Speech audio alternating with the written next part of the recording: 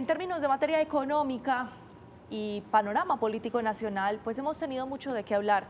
Y qué mejor que hablarlo con los verdaderos expertos. Lo dice el eslogan de nuestro programa. En Antioquia, José, tenemos mucho de qué hablar. Y tenemos un tema que se nos ha quedado en punta, que lo vamos a analizar hoy con nuestro analista experto, así lo estábamos denominando Sí. mientras estábamos en este corte de comerciales. Él es un analista de todos esos temas políticos. Por supuesto, estamos hablando de Rafael Nieto, a quien le damos la muy cordial bienvenida y le agradecemos, por supuesto, la deferencia de acompañarnos. Doctor Rafael, bienvenido a la primera mesa de opinión de Antioquia. ¿Cómo ha estado? Muchas gracias por invitarme a Nos Coge la Noche. Me da mucho gusto volver a estar con ustedes. Doctor Rafael, la pregunta para que entremos en materia, ¿cuál es la lectura que usted está haciendo de esa propuesta que pasó el gobierno nacional de las inversiones forzosas? Yo creo que habría que hacer varias advertencias a quienes nos están acompañando hoy en el programa. La primera es que, aunque Petro la haya hecho de la propuesta, si no se convierte en ley, es decir, tiene que pasar por el Congreso y ser aprobada en el Congreso, no va a tener vida ninguna. No es una decisión que pueda tener el presidente o el ejecutivo por sí mismo, requiere una ley que apruebe esas inversiones forzosas. Lo segundo, yo no veo ambiente en este momento en el Congreso para aprobar esa ley. ¿Por qué no lo veo? Porque primero, las mayorías de Petro son frágiles. Segundo, el escándalo del saqueo del presupuesto público y el soborno de los congresistas por la Unidad Nacional de Gestión de Riesgos y Desastres ha puesto sobre aviso a algunos parlamentarios que podrían verse inclinados a favorecer rápidamente las propuestas de Petro y que ahora van a tener que tener mucho más cuidado con los pasos que dé. Tercero, porque hay una discusión, en mi opinión, además, absolutamente válida, sobre un gobierno que es el que peor ejecuta en los últimos 23 años su presupuesto. Y ese es un dato que me parece es muy importante, sobre el que hay que insistir. Este gobierno tiene la peor ejecución presupuestal en 23 años. Aprobarle una ley de inversiones forzosas a este gobierno que no ejecuta su presupuesto me parece que es mucho más complicado que uno que fuera muy juicioso en la ejecución presupuestal. Le cuesta mucho trabajo al gobierno explicar que no está ejecutando su presupuesto, pero que necesita más dinero. Porque ese es el punto cuarto. Ya el director nacional de planeación, quien saca pecho sosteniendo que a él los temas de matemáticas y demás no le importan, ha dicho con claridad que el gobierno está corto de ingresos y que necesita la plata de las inversiones forzosas para fortalecer su presupuesto. Es decir, el gobierno reconoce que lo que quiere hacer con la plata de las inversiones forzosas es lo que no puede hacer con los ingresos que tiene hoy. Y ese es tal vez el quinto punto y vale la pena insistir en él. Este gobierno tiene un déficit muy alto en relación con los ingresos que necesita para cubrir su presupuesto. Hicieron un presupuesto mal hecho, ese presupuesto mal hecho no tiene financiación y como no tiene financiación están buscando fuentes alternativas y las inversiones forzosas son esa fuente. En esas circunstancias me parece muy difícil que el Congreso le apruebe la propuesta Petro. Ahora, si se la aprobara, ojalá que no, las consecuencias son muy graves. ¿Por qué? Porque supone que el ahorro de los colombianos, el que usted, el que millones de colombianos hacemos en los bancos, en lugar de ser administrado por un profesional, que es el banco en el cual uno deposita ese dinero, que hace una evaluación de riesgos muy cuidadosa para poner ese dinero a producir, en lugar, digo, que ese profesional, que es el banco, maneje sus ahorros, lo va a hacer el gobierno sin tener las precauciones que el banco tiene, sin hacer el análisis de riesgo que el banco hace, adjudicando el dinero por razones políticas, clientelistas, muy probablemente el próximo año por razones electorales y no porque se busque el mejor rendimiento para esos recursos, que es finalmente la razón por la cual uno prefiere tener el dinero en el banco y no en el colchón. Así que espero sinceramente que la propuesta no vuele en el Congreso por las razones que he explicado. Y si vuela, vamos a tener un serio problema económico porque va a haber mucha gente que va a preferir retirar su dinero de los bancos, primero, y segundo, el crédito se va a encarecer necesariamente, y tercero, hay unos riesgos reales por cuenta de que no sabemos qué va a hacer el gobierno con ese dinero. Doctor Rafael Nieto, que al fin y al cabo cuando nosotros vamos a un banco a llevar nuestros ahorros es bajo un ejercicio libre, asumiendo que estoy apostando al banco que me va a dar más rendimientos y que va a cuidar mi dinero y de manera libre hago esa escogencia. Entonces ahí también me parece que hay una vulneración de las libertades. José, usted tiene pregunta. Entendiendo todo lo anterior que usted manifiesta, Rafael Nieto, ¿cómo entender la propuesta del gobierno? Si es muy difícil que eso tenga tránsito favorable en el Congreso, pero sabiendo también que el presidente de la República es claramente testarudo y lo ha demostrado.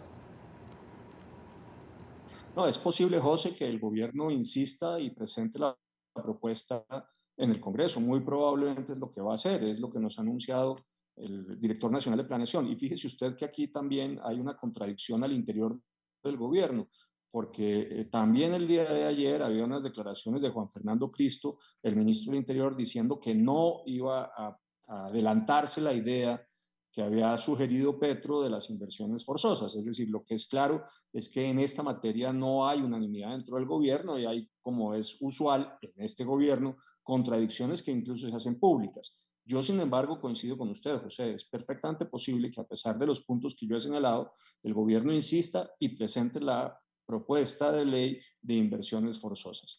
Yo lo que creo y en lo que confío es que, a pesar de que el gobierno haga esa propuesta, no se van a aprobar en el Congreso. ¿Por qué la hace en todo caso Petro? ¿Por qué la hará en todo caso Petro? Yo creo que la hace porque están desesperados en la búsqueda de nuevos recursos. Tienen un presupuesto enorme que está desfinanciado por errores de ellos, fundamentalmente, que son varios los errores por los cuales ese presupuesto está desfinanciado. La reforma tributaria del 2022 castigó enormemente la economía y, por tanto, los ingresos esperados en las declaraciones de impuestos de los ciudadanos han sido menores a los esperados. Está mal financiado porque se calculó unos ingresos por acuerdos entre los ciudadanos y la DIAN que no ocurrieron, es decir, que iba a haber unas conciliaciones en razones de impuestos que no se han producido. Para que tal cosa ocurra, se tiene que presentar un proyecto de ley en el Congreso y aprobarse, y tal cosa no ha ocurrido, y etcétera. Es decir, hay un presupuesto mal hecho, ese presupuesto está desfinanciado, están buscando plata, como no saben dónde encontrarla, les pareció una buena idea, aunque en verdad sea pésima, la de hacer unas inversiones forzosas con los ahorros de los ciudadanos que están en los bancos. Muy mala idea. Muy mala idea, pero surge otra duda, y acorde a lo que decía Andrea Sierra. Para mí lo más delicado es que se empiezan a coartar libertades. O sea, una propuesta de estas por desespero que empieza a coartar libertades no es un pésimo mensaje para la población y para los diferentes sectores de la economía. Sin duda. Y además, José, habría que decir, para reafirmar lo que Andrea sostuvo, que no es la primera vez que el gobierno transita este camino. Doy un ejemplo relativamente reciente. La reforma pensional también supone una restricción sustantiva de la libertad de los ciudadanos. ¿Por qué? Porque la reforma pensional obliga a todos los colombianos que hacen aportes a pensiones que le entreguen el dinero hasta 2.3 salarios mínimos, lo que correspondería al aporte de pensiones de quien gana hasta 2.3 salarios mínimos, que es el 88% de la población. Ojo, gana 2.3 salarios mínimos o menos. Esos todos van a ir a Colpensiones, todo su aporte. Pero ese 12% que gana más de 2.3 salarios mínimos, también en lo que hasta 2.3 salarios mínimos corresponde, su dinero no va a ir al fondo privado de pensiones donde estaba o donde quería estar, sino tiene que ir a Colpensiones. Esa es claramente una restricción a la libertad económica de los ciudadanos. A todos nos están obligando a aportar hasta 2.3 salarios mínimos a Colpensiones. A este gobierno le gustan ese tipo de decisiones, no le importa coactar la libertad de los ciudadanos, no le importa establecer un conjunto de obligaciones en cabeza ciudadana para fortalecer las finanzas del gobierno, así sea, repito, restringiendo, coartando, limitando libertades tan sustantivas como es esta. ¿En dónde hago yo mi aporte de pensiones, dónde me quiero pensionar, o en este caso, dónde quiero que se pongan a trabajar mis ahorros. La lógica es idéntica. Hay una restricción, en mi opinión inadecuada, de la libertad ciudadana. Rafael, usted menciona que pues definitivamente esto tiene que entrar por el Congreso, una de las comisiones tendrá que estudiarlo y en efecto ellos son los que legislan, pero este gobierno también ha tratado de buscar otras salidas cuando le hunden proyectos. En caso de que esto pues realmente no prospere en el Congreso de la República, ¿considera usted o cuál sería ese otro recurso que de pronto el gobierno nacional pueda buscar, un decreto, una ley o cómo lo haría, digamos, para obligar a hacer esa inversión forzosa?